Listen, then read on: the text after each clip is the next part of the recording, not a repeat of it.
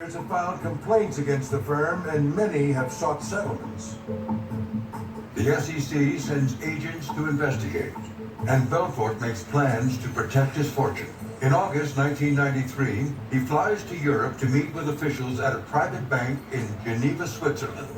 Belfort was schooled on different ways of setting up bank accounts and corporations through these people in Switzerland to hide and disguise his money. Belfort's wife has an aunt who lives in London, a 65-year-old retired schoolteacher. Belfort opens a Swiss bank account in the woman's name. Over the next year, Belfort begins smuggling cash to the bank through his Quaalude dealer, whose wife is a Swiss citizen. She was born, raised, and grew up in Switzerland. She spoke French. She knew her way around the banking system. So it was sort of the perfect couple to bring in. The FBI says the couple transport over $1.3 million overseas. Almost all of it was done in suitcases. It was done, they would hide it in their socks, in different bags. They would break it up among different pieces of luggage. But the good times don't last long. In February 1994, the SEC has enough evidence to take Stratton to court for securities fraud. Stratton's shelf life was short. The lawsuits were building up against them. They could hear the footsteps. Under pressure, Stratton agrees to a settlement with the agency. The company doesn't admit to any wrongdoing, but it agrees to pay a $2.5 million penalty. As part of the agreement, Belfort must personally pay a $100,000 fine and leave the company he founded. In 1994, Belfort's barred from the business for life. In the aftermath of the settlement, Stratton arranges a deal to pay Belfort a whopping $180 million for his stake in the company. He'll be paid $12 million a year over the next 15 years. This is $180 million for a company that had no intrinsic value. If you take away manipulation, the only thing that company was worth was the rent on a warehouse in a parking lot in suburban Long Island. Danny Porridge is officially named the head of Stratton, but despite the ruling, Belfort is far from being out of the picture. What he was doing was operating Stratton from behind the scenes, just no longer coming to the office, but fully participating in all the remaining IPOs they did. With the civil case settled, the FBI continues to pursue criminal charges against Belfort and Stratton. But its case is proving to be difficult. Because the brokers and the other employees were making so much money, he really lured them in, and he created a very loyal following. So there was no incentive to cooperate with us at all. Next on American Greed Biggest Cons. While Belfort sits back and counts his cash, the FBI gets an unexpected break in its case. I remember making that call, and they were extremely excited that we had the evidence of which we had. Half of them go public, half of them were about to go public. I had cash in the bank. So on paper you were worth? I had to hide like 200 something million. But Belfort also knows that it could come tumbling down at any minute. While he manages to get away from the SEC, FBI agent Gregory Coleman is on his tail, and Belfort isn't enjoying the chase. I would hear about Coleman knock on this door or that door. And I was like, on my luck, I get the guy. I get Tommy Lee Jones chasing me. That's how I felt, okay? While Belfort continually looks over his shoulder, an unlikely and completely unrelated event all but seals his fate. 1,000 miles away in Miami, U.S. Customs agents are working an undercover money laundering case involving a South American drug cartel. We were purporting to be narcotics smugglers, so we were soliciting, in a sting type of provision, these Swiss bankers. David Marwell is a special agent in charge for Homeland Security and a former special agent with the U.S. Customs Service. So in November of 1994, at the culmination of the investigation, we arrested a multitude of people, as well as a couple of Swiss bankers at the time in Florida. Belfort's banker just happens to be one of the men arrested. With his back against the wall, the Swiss banker opens the vault on his secrets, telling the feds that Jordan Belfort is one of his clients. Marwell calls the SEC to deliver the news. The SEC was kind of shocked, and they immediately said, you got to reach out to this FBI agent by the name of Greg Coleman. Agent Coleman has long suspected Belfort is illegally moving cash overseas. He now has proof. It confirmed our suspicions. It confirmed that I was not going down a road which was going to lead to a dead end. So it was, in some senses, a very big score. While the FBI solidifies its case, in 1996, the end finally arrives for Stratton Oakmont. In June, the National Association of Securities Dealers begins proceedings against the firm for their fraudulent activities. By December, Stratton is expelled from the industry, closing its doors for good. In the fall of 1998, the FBI and Department of Justice finally have all the information they need to take Belfort down. That September, the FBI arrests Jordan Belfort and Danny Porrish for money laundering and securities fraud.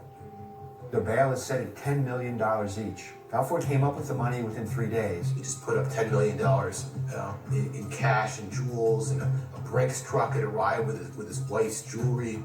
The feds tell Belfort they know everything. The money laundering, the Swiss banker, the rat holes.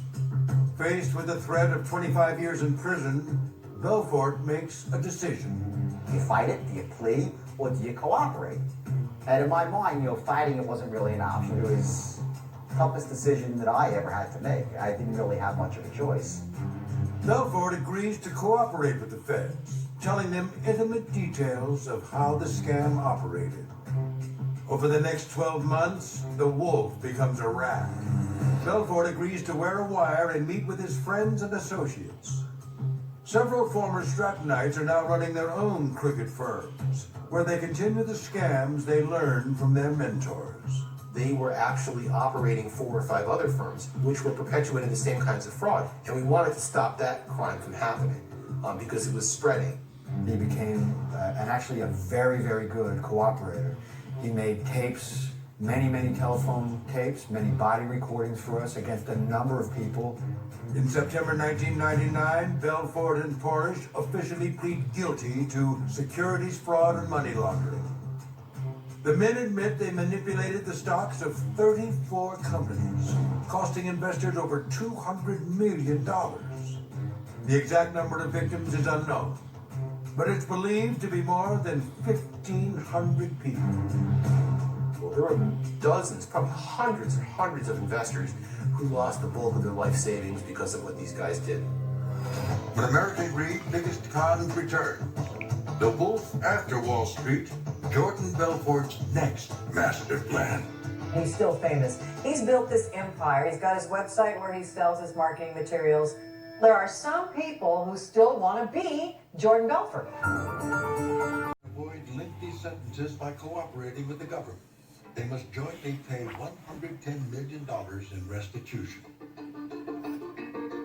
The first down payment is made when the government seizes more than $10 million worth of assets from Belfort. Cars, houses, jewelry, bank accounts. All of those assets are ultimately forfeited to the government. Belfort's home in Old Brookville was seized by us. His beach home in Southampton, Long Island. In 2004, Belfort is sent to the Taft Federal Correctional Institution outside of Bakersfield, California.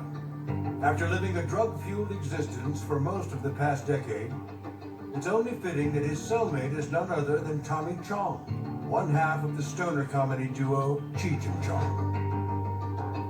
According to Belfort, Tommy Chong encourages him to put pen to paper. I would tell him stories, and he would tell me stories. He would say to me, God, you should write a book. Belfort enters a prison rehab program, and after serving only 22 months of his 4-year sentence, Jordan Belfort is released early for good behavior. He moves near Manhattan Beach, California to finish his autobiography, The Wolf of Wall Street.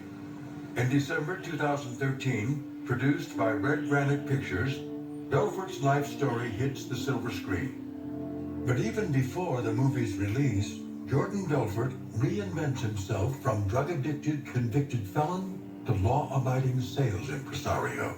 He's still famous. He's built this empire. He's got his website where he sells his marketing materials. He pitches himself as a public speaker. And I think after the movie, a lot of young people really wanted to hear the real Jordan Belfort and what he had to say. Belfort repeatedly rakes in hefty speaking and seminar fees, and he's built an impressive following. He makes anywhere, we're reading from $30,000 to maybe $80,000 for public speaking. There are some people who still want to be Jordan Belfort. Belfort's Wolf's Den podcast and YouTube channel have more than 250,000 followers. One of his most unlikely guests is none other than Gregory Coleman, the FBI special agent who relentlessly investigated Belfort for years. The man who got me indicted. It's a wildly odd-coupled interview that racks up more than 300,000 views on YouTube. And Coleman doesn't pull any punches.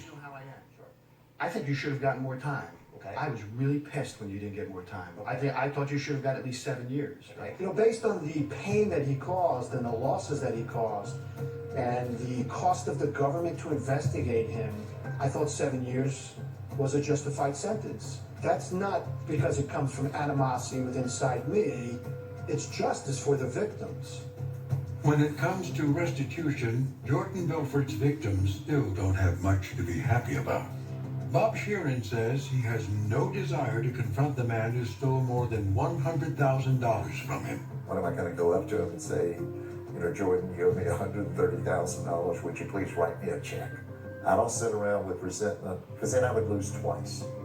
You know, I lost the money. I don't need to lose peace of mind by harboring a lot of resentment about it. Since completing his parole, court records indicate that U.S. attorneys are still collecting small portions of Belfort's earnings. But feds claim that Belfort is still a long way from paying his share of the $110 million that he's been ordered to reimburse to former investors. Jordan might have you believe that he is still paying the U.S. attorney. The U.S. attorney tells me so far they've been only able to collect $12.8 million.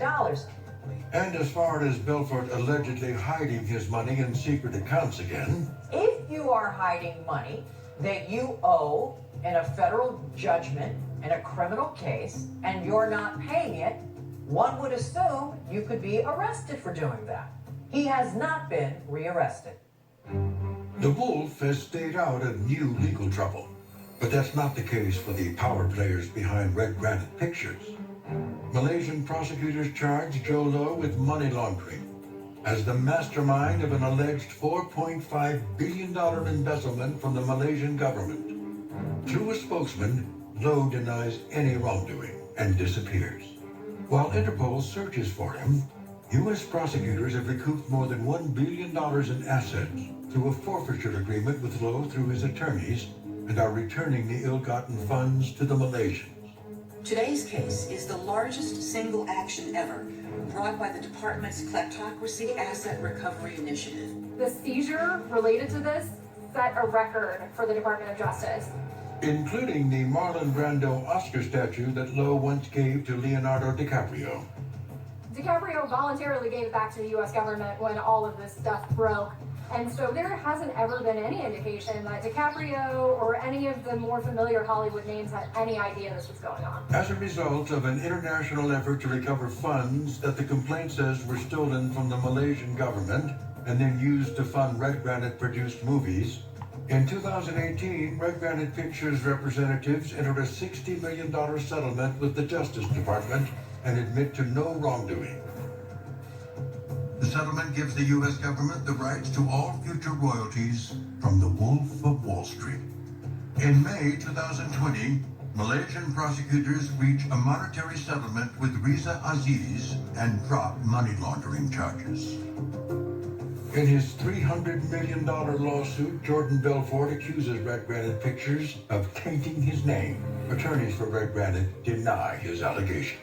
The likelihood that he's going to be able to collect any of that $300 million is about as likely as the federal government is going to collect the remaining $100 million that he owes. The most recent development in this saga is that Jordan Belfort and Red Granite have agreed to go to arbitration to settle their dispute. They're going to take their fight behind closed doors. But if he wins, If he can succeed, the government can collect a portion of that income, which will then go back to victim investors. I think from a purely voyeuristic standpoint, it's going to be great theater to watch. In this episode of American Greed,